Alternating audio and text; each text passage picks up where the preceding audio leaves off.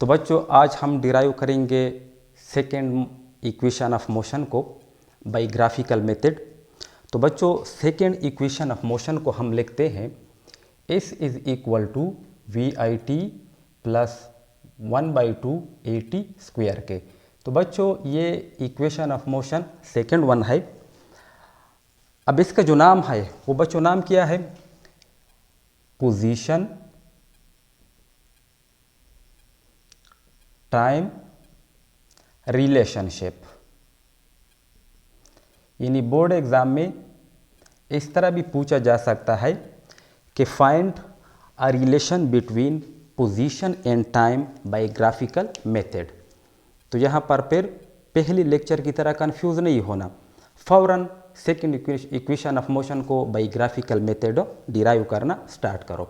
तो आइए चलते हैं सेकेंड इक्वेशन ऑफ मोशन को कैसे डिराइव किया जाता है। तो बच्चों ये बात भी याद रख ले कि तीनों इक्वेशन ऑफ मोशन के लिए हम जो फिगर लेते हैं वो एक ही लेते हैं। उस एक ही फिगर से हम तीनों इक्वेशन ऑफ मोशन को डिराइव करते हैं। तो चलिए उस फिगर को ड्रा करते हैं। वेलोसिटी टाइम का जो ग्राफ है ये है टाइम, ये है बच्चों वेलोसिटी। इनिशियल वेलोसिटी को हम ओ ए से रिप्रेजेंट करते हैं वी आई। अब इसके बाद with the passage of time body की वेलोसिटी यूनिफॉर्म रेट के साथ चेंज हो रही है। हम रिप्रेजेंट करते हैं ए से बी को, और यहाँ पर हम लिखते हैं कि ये एक्सेलरेशन जो है ये क्या है? यूनिफॉर्म है। ठीक है ना। अब यहाँ पर हम टाइम एक्सिस पर एक पॉइंट लेते हैं सी को। अब बी से एक परपेंडिकुलर गिराते हैं सी पर। ठीक है ना। तो ये बच्चों हमें क्या देता है?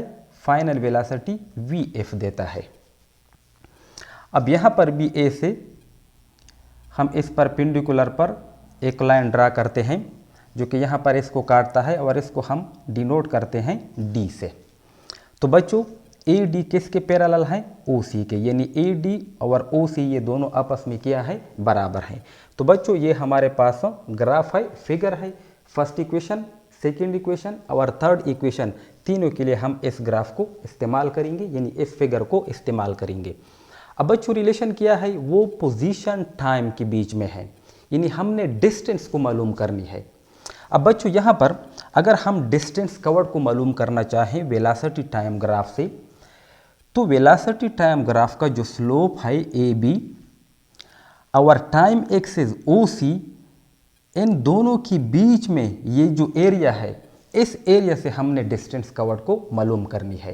यानी हम कह सकते हैं कि ये जो एरिया जो है ये एक्चुअली बराबर है किस फिगर के?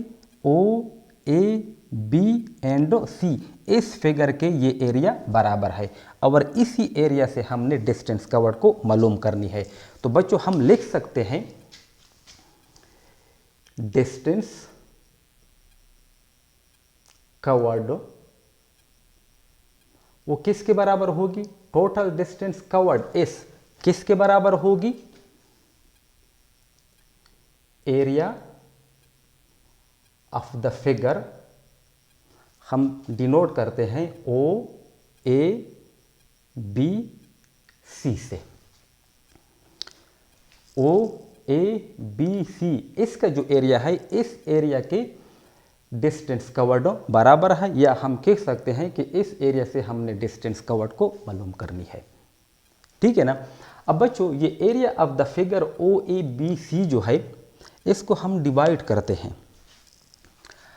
अब बच्चों एक तो इसमें रेक्टेंगल शामिल है ओ ए डी सी, और दूसरा एक ट्राइएंगल शामिल है ए बी डी का। तो हम लिख सकते हैं कि टोटल डिस्टेंस कवर्ड इस जो है वो बराबर हो जाएगी, इसको हम स्प्लिट करते हैं तो हम लिख सकते हैं area of the rectangle plus area of the triangle. ठीक है ना। अब एरिया ऑफ द रेक्टेंगल वो बच्चों हम लिखते हैं कि area of the rectangle, shortcut लिखता हूं, वो क्या है? ओ ए डी सी है, ओ ADC plus area of the triangle जो है, एरिया ऑफ द ट्राइंगल वो बच्चों क्या है, AB एंड D है। तो हम लिख सकते हैं ट्राइंगल ABD। अब बच्चों यहाँ पर हमने इन दोनों एरियाज को मालूम करना है, तो इससे जो रिलेशन आएगा वो टोटल डिस्टेंस इसके बराबर होगी और उसको हम सेकेंड इक्वेशन ऑफ मोशन कहते हैं। तो बच्चों एरिया ऑफ द रेक्टेंगल हम जानते हैं वो किसके बराबर होती है, area of the rectangle length ज़रबे ब्रेथ के, ठीक है ना। तो फर्स्ट हम इसको फाइंड करते हैं, फिर हम इस वाले को फाइंड करेंगे, फिलहाल इसको छोड़ते हैं।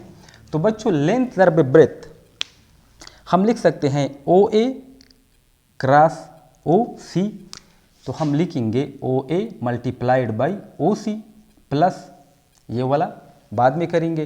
तो OA किसके बराबर है, इनिशियल वेलोसिटी VI के मल्टीप्लाइड बाई OC किसके बराबर है, टाइम T के।